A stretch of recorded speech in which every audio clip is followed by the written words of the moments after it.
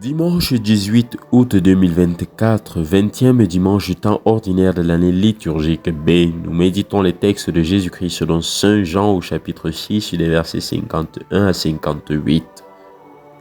Moi, je suis le pain vivant qui est descendu du ciel. Si quelqu'un mange de ce pain, il vivra éternellement. Le pain que je donnerai, c'est ma chair, donnée pour que le monde ait la vie. Les Juifs discutaient entre eux. Comment cet homme-là peut-il nous donner sa chair à manger? Jésus leur dit alors, « Amen, amen, je vous le dis, si vous ne mangez pas la chair du Fils de l'homme, et si vous ne buvez pas son sang, vous n'aurez pas la vie en vous. Celui qui mange ma chair et boit mon sang a la vie éternelle, et moi je le ressusciterai au dernier jour. En effet, ma chair est la vraie nourriture, et mon sang est la vraie boisson. Celui qui mange ma chair et boit mon sang demeure en moi, et moi je demeure en lui. De même que le Père qui est vivant m'a envoyé, et que moi je vis par le Père, de même aussi celui qui me mangera vivra par moi. Tel est le pain qui descend du ciel. Il n'est pas comme celui que vos pères ont mangé. Eux, ils sont morts. Celui qui mange ce pain vivra éternellement.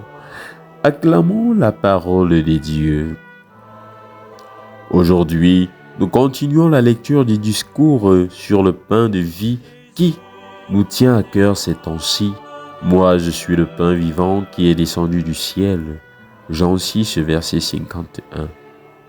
Ce discours a une structure très bien pensée et remplie d'enseignements enrichissants. Quel bonheur si tous les chrétiens connaissaient bien les Saintes Écritures.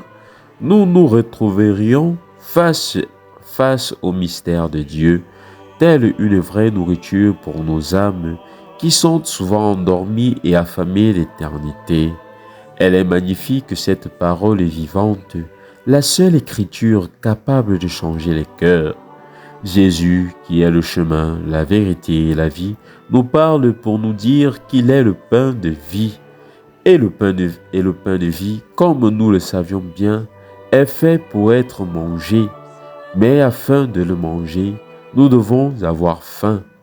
Comment pouvons-nous comprendre le sens d'être chrétien si nous avons perdu la faim de Dieu?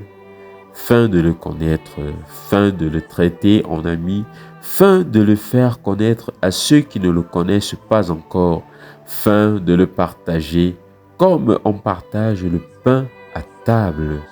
Quelle belle image de voir un père de famille à la tête de la table, coupant un bon pain obtenu par son travail et de le donner à ses enfants. Dans l'Eucharistie, c'est Jésus lui-même qui se donne comme pain de vie, qui se donne en partage et avec une générosité telle que nous sommes saisis d'émoi. Pain de vie, mais de quelle vie? Il est clair que ce pain-là ne va pas prolonger notre existence sur terre, mais il est clair également qu'il changera la qualité et la profondeur de chaque instant de notre vie. Posons-nous cette question. Et moi, quelle est la vie que je souhaite vivre? Et comparons notre réponse à la vie que nous menons aujourd'hui. Est-ce que c'est ce que nous aurions souhaité? Ne croyons-nous pas que nous pourrions élargir encore plus nos horizons? La vie du Christ dans l'Eucharistie est encore plus vaste de ce que toi et moi pouvons imaginer. Elle est plus remplie, plus belle, et elle attend que nous la mangions.